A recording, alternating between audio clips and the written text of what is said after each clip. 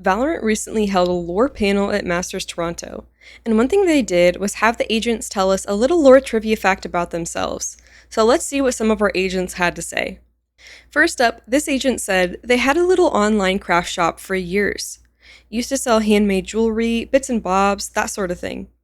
Shut it down when things got busy, but I still make gifts for the agents now and then.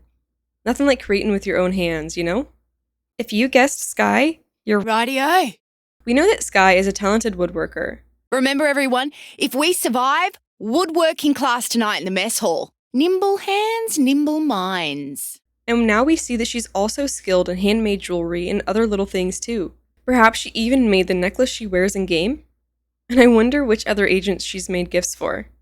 Let me know who you think in the comments, but my guesses would be Breach, Harbor, Jett, Deadlock, and Yoru. The next agent said, when the squad next needs to blow off steam, I've promised to take them to the old paintball range back home. Wreck some business types on their little team building retreat. Suits think it's a trust exercise. For me, it's fun target practice. If you thought Waylay, you're right. Good job. I absolutely love that Waylay has a paintball range back home that she uses for target practice.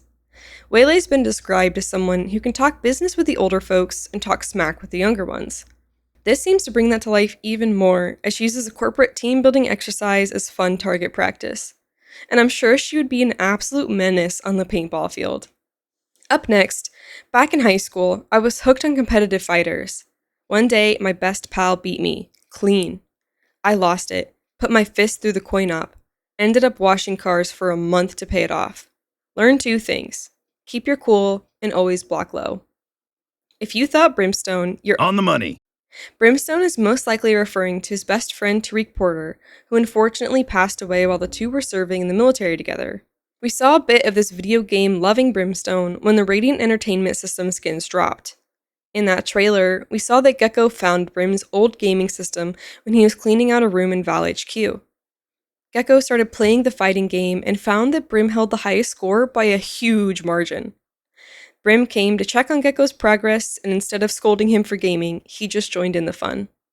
The two ended up playing games together, and now that we know this fact, I'm sure that tons of old memories resurfaced for Brim while they played. Next up, this agent said, before all this, I studied fashion, briefly, before Logic went out. Still, I keep a sketchbook tucked away, private. In it, I redesign every agent. Tactical silhouettes, impossible textiles, things that shouldn't work but do. Art and science, they're not so different. If you guessed Vyse, Good work. this was one that I wasn't expecting at first, but now that I know Vyse studied fashion, it all makes so much sense. Her whole outfit is very fashionable, and it has her to guess that she designed it herself. Her coat has the intricate roses and thorns incorporated, and her pants feature a silhouette of her Razorvine ability. This makes her voice line to Killjoy so much funnier now. They call their Killjoy a genius, and yet here she is, walking into a battlefield wearing bright yellow. And the other agent who has good fashion sense has also commented on Killjoy's jacket. Killjoy, I could never wear that jacket, but on you, superb. It would be so cool if we could see some of Vyse's sketches and the outfits she's come up with for our other agents. Let me know in the comments who you think needs their outfit redesigned by Vyse. Our next agent said, was in a boy band for a week. Got kicked out before the first show. Punched the lead singer in rehearsal. He said I didn't have main character energy. Guess I proved him wrong. Surprise! It's Yoru. Boy band Yoru. I can totally imagine him punching a guy straight in the face for saying that to him. I wonder what his role was in the band. And what kind of music did they even play? Maybe one day we will hear him sing or play an instrument? Regardless, if you mess with Yoru, he will mess with you right back. This agent said, I fund a cat sanctuary near my block. Quiet place. I go there at night when the city's asleep. Just me, the cats, and the ghosts in my head. They don't ask questions. They just sit with me. That's enough. If you guessed Fade, Nice work, Lon. this is totally in line with what we know about Fade, and it seriously made me smile so big. Fade is from Istanbul, Turkey, and the city is known for their cat culture. We also know that most nights, Fade can't sleep. And even when she can, she has a nightmare every single time. Imagine how exhausting that must be to never sleep peacefully. And yet, this is a place Fade can go to and find some peace. Just her, Nightmare, and the cats. They don't poke and pry about what's going on inside her head. They're just with her, providing all the company she needs. The next agent says, "When I was a bairn, I wanted to be a pirate sorcerer.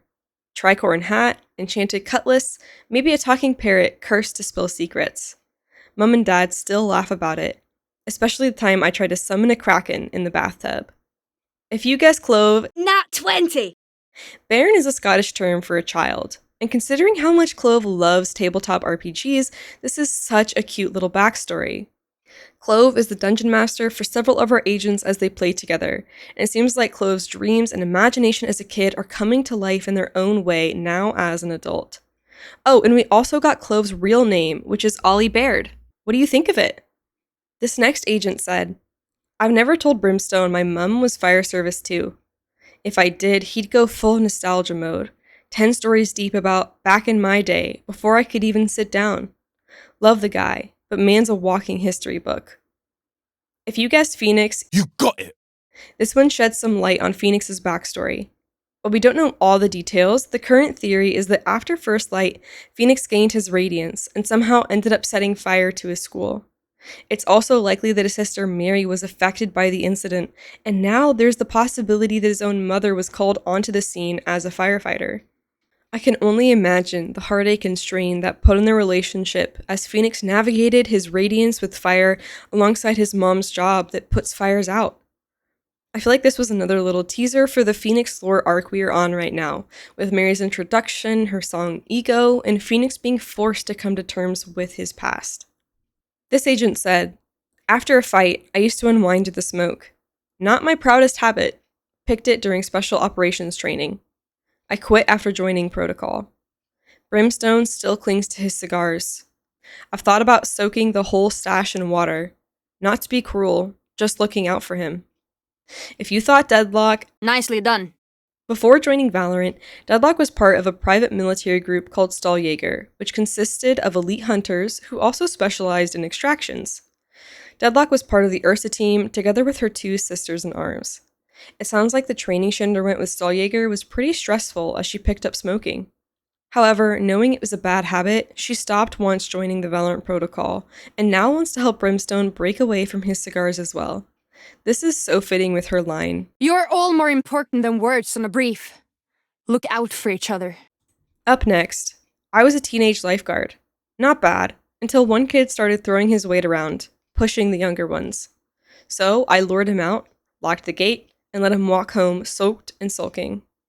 Got fired. Worth it. If you guessed ISO, Nice job. ISO's preferred form of exercise is swimming, which is the only time he takes out his earbuds. This new little lore nugget fits in so well with what we know about him so far. ISO isn't willing to take crap from anyone and isn't afraid to do what needs to be done, even if it will cost him. We saw this when ISO took on his contract jobs with the Scions of Hourglass, where he would single-handedly fight off groups of people and win. He wasn't afraid. He even attempted to infiltrate the VP to complete his kill contract on Omen before he realized that the protocol was a family, that they had something worth fighting for, and he wanted to join them. Imagining ISO as a lifeguard and kicking out the bully is actually pretty endearing to me. Standing up for the younger ones, I don't know, it's so sweet. What do you think? The next agent said, "I was killing it on the track team in high school, fastest in the city. But the family restaurant needed me more than the podium did. So I traded spikes for knives and went to culinary school instead." If you thought of Jett, Good work. we knew that Jett loved to run as we saw her beat her personal best time in the music video, Can't Slow Me Down. But it's cool to know that even before Jett developed her radiance, she was fast and into running. However, she put her family first and became a chef. I wonder what kind of food they made at the restaurant. What do y'all think? We knew that she was a chef before joining the Valorant Protocol, but we didn't know that it was her own family's restaurant. That must have made her encounter with Omega Jett at the restaurant that much worse. If you don't know the story, while Jett was working at the restaurant, her Omega Jett counterpart sought her out while Jett only had her kitchen knife to defend herself. The two got into it, and as a result, a whirlwind formed over the area. Everyone blamed Alpha Jett for the whole thing, since the public on Alpha isn't aware that a Mirrorverse even exists. I wonder how her family reacted. Did they understand her, or were they angry with her, blaming her for everything along with the rest of the city? Our next agent said, "As a child, I was captivated by the history of feudal Japan. I had the most amazing teacher. She made the past feel alive. I used to imagine myself as a wandering Ronin, crossing lands, setting things right, standing up for those with no one else." If you guessed Astra, Nice! Nice! this one threw me for a loop at first because my mind immediately went to Yoru. But I wonder if the two of them have ever talked about this, since Yoru was searching for his ancestors and he himself is a descendant of samurai from the Edo period. They don't have many voice lines that interact with each other, and Yoru is a lone wolf type, so who knows. Astra herself is an astral guardian, and she has a similar drive to seek out answers about her ancestors. She got to see the city they built long ago, which is the map Lotus, but she still has much to learn and discover. She doesn't know of any guardians right now that are alive that she can talk to, and the knowledge she was left with is vague and incomplete. Harbor is also a huge history buff. He even laments the fact that Yoru painted over his mask, which is an old relic. Astra and Harbor get along really well, so I wouldn't be surprised if the two of them talk about feudal Japan together. It also sheds more light on this interaction. Hey, what's up, boy? You and me, let's show them how the scholars get it done. Hell yeah! As long as there's no test at the end. Up next, we have this agent who said, "Keep this between us, but when the others lie fast asleep, cravings often draw me to the kitchen. Late night snacks always taste better when they're not yours. Don't tell ISO, but I never can resist his chili almonds." If you guessed Reyna, that's Impressive. looks like Reyna's a late night snacker, specifically of ISO's chili almonds, which he specially requested. 你好, Brimstone. The snack cabinet near my room is running low again. Could we order a restock? If possible, I love more of the chili almond packets. Those things are the best. Thank you. Reyna has several voice lines about still being hungry, which is in reference to her radiance and gathering souls. But this puts a funny new spin on it, as I imagine her thinking something like this late at night. Somehow the hunger always lingers. Those are all the agents we've gotten so far. Which agent surprised you the most? How many did you guess correctly? Let me know in the comments. The last slide we got was for an NPC, so guess who said this? "I've worked across more kingdom facilities than I care to count. Trouble doesn't follow me. It waits for me to arrive. Sometimes I wonder if I'm the connection." It's Paul Delman, our favorite kingdom employee who is always at the wrong place at the wrong time. Poor Paul is just trying to do his job. He worked at Icebox, where he was awarded Employee of the Month and celebrated with a pizza party before being transferred to Fracture after Yoru stole the mask on Icebox. He was working at the Everett Lynn facility on Fracture before the two chambers destroyed it. Thankfully, Paul made it out alive, and he was then transferred to Kingdom West near the map Sunset. At that site, Kingdom was dangerously researching the Interverse that caused the VALORANT protocol to fight against them to stop their research and shut it down. After that, we aren't sure where Paul has been moved to next. Hopefully we find him soon, though. That's all the trivia we've gotten so far. There was a time limit on the lore panel, so the devs didn't get through all of them. However, they told us they had a fun lore fact for every agent. Hopefully they'll share the rest of the slides here soon. The agents we are missing are Chamber, Omen, Sova, Teho, Neon, Breach, Harbor, KO, Cypher, Gecko, Killjoy, Sage, Viper, and Raze. Let me know which agent you are most looking forward to seeing, and maybe Valorant will share them soon. Thank you so much for watching, and I'll see you in the next one. God bless. Bye!